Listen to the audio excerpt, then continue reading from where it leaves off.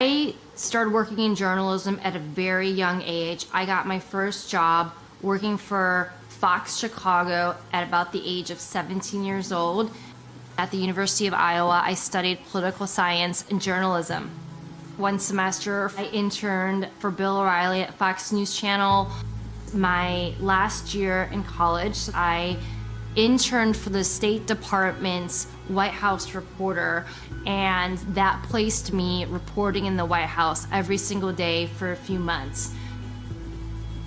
I went on to work for the Chicago Tribune, and my first boss there told me that everything that I should get should be checked over and over and over again and verified to death. That's how I was trained, and that's what a true, honest journalist does.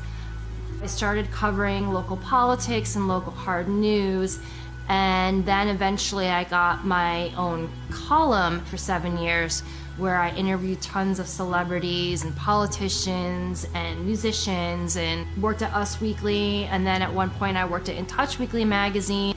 But then in 2015, I felt the need to get back into covering hard news, and in early 2016 I started working for Town Hall, and then eventually I started working for the New York Observer and broke a lot of election-related stories. I worked in media for over 2 decades, and I never had any issues. I was very well respected. I basically was embraced by the mainstream media until I started reporting on Pizzagate. Pizzagate came out. The media tried to turn Pizzagate into something that wasn't. Surprises of the presidential campaign was the explosion of fake news on the internet.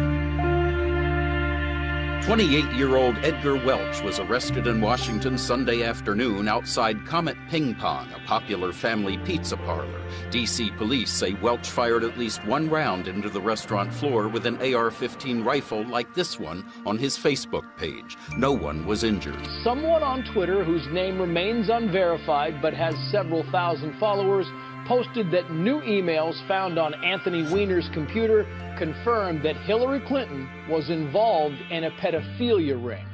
The rumor spread, inspiring some newfound internet sleuths to start digging around in John Podesta's hacked emails, searching for proof and location of the so-called sex ring. In those emails, they are absolutely littered with code words, and many of these code words are food words such as pizza. Somebody said to me, "Hey Dave, search for pizza in Podesta's emails. And once you go down that rabbit hole, you never really emerge the same person." It was obvious from the get-go that these words were code words for something else, because the context that they were used in did not make sense. To be clear, not one single email in the Podesta emails discusses child sex trafficking or pedophilia. That is a fact. But there are dozens of what seem to be strangely worded emails dealing with pizza and handkerchiefs. Investigators say that those words in the emails about pizza and the talk of handkerchiefs is code language used by pedophiles. There is some kind of code language. They're just not talking about pizza, folks. Who phrases that? Who blocks out an hour of time to eat a slice of pizza? You can get a service for a half an hour, you can get a massage for a half an hour, but you can't get food for a half an hour. It just absolutely makes no sense. There's other ones like, the realtor found a handkerchief. I think it has a map that seems pizza related. And another one is, Obama spent $65,000 flying in pizza and hot dogs from Chicago. Are we using the same channels? Pizza is a well-known pedophile code word that actually has been used by law enforcement to arrest online sexual predators of children. And there's been multiple arrests that have been made by law enforcement of pedophiles trying to solicit children by using the pedophile code word pizza. 7. Unclassified FBI document. That document, according to the FBI, contains commonly used symbols by pedophiles to express their preference in children. Notice this one on the end, the triangle. That image signifies something called boy love. The pizza place next door to Comet Ping Pong Pizza, Besta Pizza, well, this was their logo until only a few weeks ago. People don't know that because the mainstream media refuses to cover it. The entire mainstream media redefined what Pizzagate was to make it sound ridiculous and less believable. And then they had people like Megyn Kelly come in, interview James Alefantis, didn't ask him any challenging questions. A conspiracy theory that even the DC police say has no basis in fact. She didn't ask him any questions about the pictures of children on his Instagram page looking abused, being sexualized. She didn't ask him about the pedophile talk. So the whole mainstream media painted him as this poor victim, as this person that was innocent, that was just victimized, as something that wasn't true. But just his Instagram page alone should have been enough for authorities to look into him. Investigators have already proven there's nothing to the story, right? Well, actually, no. And that's what you need to know. For all that is here, there has not been one single public investigation of any of this. Not from local police, not from the FBI, no one. And that has to be the big question. Not for Podesta or for pizza parlor owners, but for law enforcement. Based on what may be or may not be here, the big question is, why hasn't any investigation taken place? This is insane. So many people in the mainstream media have said Pizzagate is a conspiracy theory. Pizzagate has been debunked. It has not been debunked. If it's been debunked, explain the code words. No one to this day, including John Podesta himself, can explain the code words in his emails.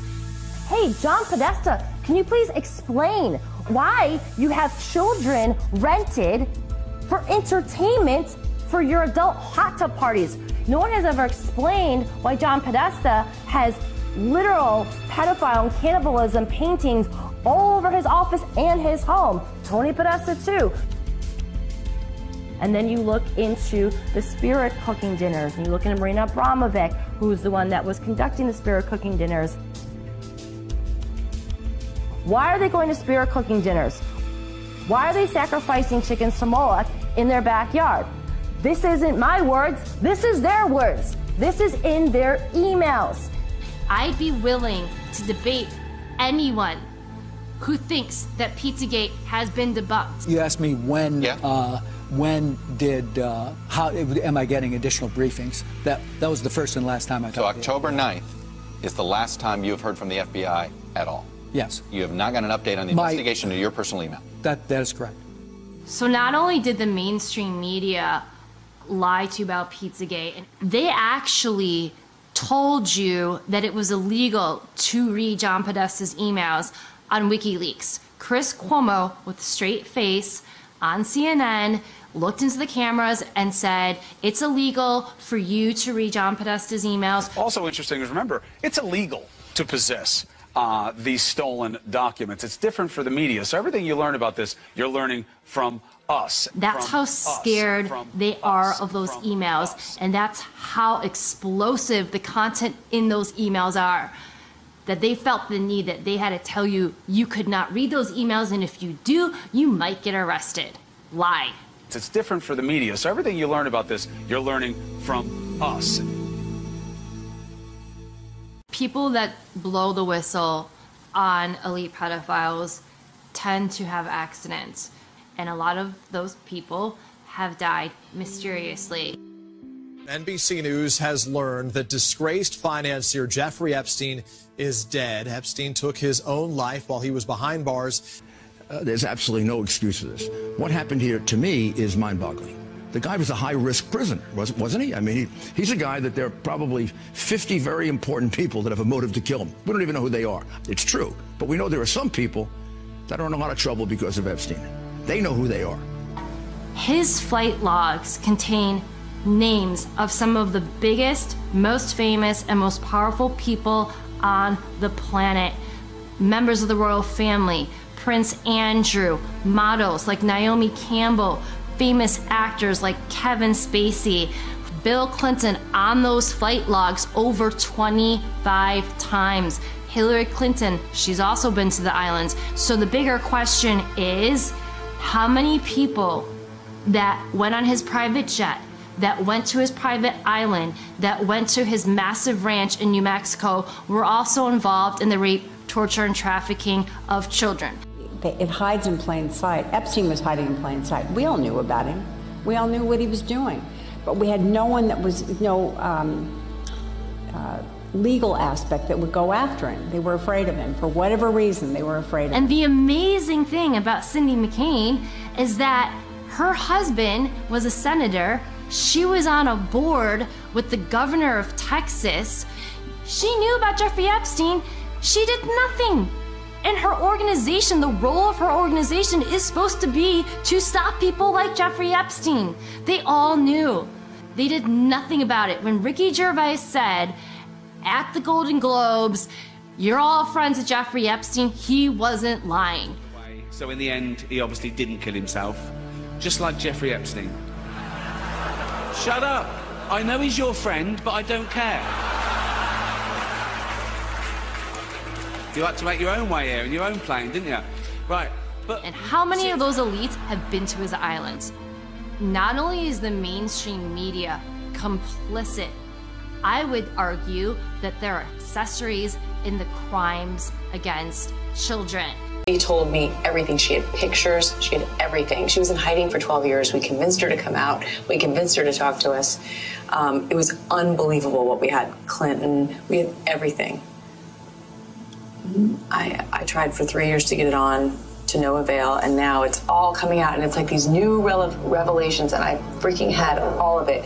I'm so pissed right now. Like, every day I get more and more pissed because I'm just like, oh my God, what we had was unreal. Brad Edwards, the attorney, 3 years ago, saying there will come a day where we will realize Jeffrey Epstein was the most prolific pedophile this country has ever known.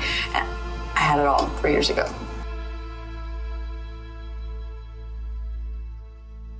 Then what happened in early 2018?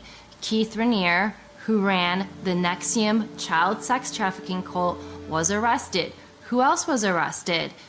Allison Mack. She's a famous celebrity who was on Smallville. She was also arrested for being a member of this cult that was involved in trafficking children. And not only trafficking children, they were running preschools down in Mexico. And NXIVM is another example of how these elite pedophile rings exist, because this was a massive organization. This was funded by really wealthy people, including the Seagram heiresses, Nancy Salzman and Claire Bronfman. So obviously they were using those preschools to traffic children. And the cult also engaged in human torture experiments on some of their members. And there actually was a civil lawsuit that was filed by 90 of their victims just the other day. So I imagine we are going to hear more about the human experiments, the torturing, the sexual abuse, and the child sex trafficking in this civil lawsuit. And a lot of the techniques that we see in this cult are very similar to the techniques that our government used in the MKUltra program. He was branding women with Keith's initials, and they were like, well, what's the bad thing exactly about that? Everyone in the outside world, aka the real world, is like, they're branding women? So I left, I went to the executive board, and I said, I want my photos back, I want my videos back, the branding session was filmed, I want all of that back, I want my collateral back. None of that happened. And it's the same fear, mind control, and you'll be destroyed if you get into the upper elites. And if you get to that point, if you start revealing anything, they have the same system to completely destroy you, destroy your career, blackmail you like Epstein, catch you, film you in compromising positions. And this goes both within Hollywood and celebrities and some of the elite, and it also goes on in Congress and the Senate. And if they even insinuate that they're going to reveal some of these things, they're done. I started researching the cult. I learned that Satanists believe that they have to reveal who they are in some way, shape, or form. So that is why we see a lot of these occult members in Hollywood constantly flaunting symbolism. We see the pyramid, the Illuminati pyramid a lot. We see the evil one eye constantly. It's always on the cover of magazines. We see these are supposed to be the 666 devil symbols. We constantly see those symbols. We also see pedophile symbols, the swirl or the triangle within a triangle. I guarantee this wasn't his purse. And we also see a lot of these members of the cult go on their social media and they talk about raping children. They talk about worshiping Satan. And people write it off as a joke, but they're not joking. I don't care if you're a major comedian. You can't tell me that's funny, because there is no joke about raping children that's funny. And put herself so far out in front that she was mocked, she was laughed at, she was called crazy. Well, let me ask you a question. For all those people that did that to Liz, does she seem so crazy now? When you put all of those facts together and you use critical thinking, you realize this stuff is real. There's not one smoking gun. There's many small smoking guns that you have to piece together, and you have to use critical thinking to understand this stuff is real. So again, the bigger question is, now that Jeffrey Epstein's been exposed and he's allegedly dead, how many of his friends that were frequent visitors on his sex trafficking island were also involved in the rape, torture, and trafficking of children? And that's what Pizzagate is.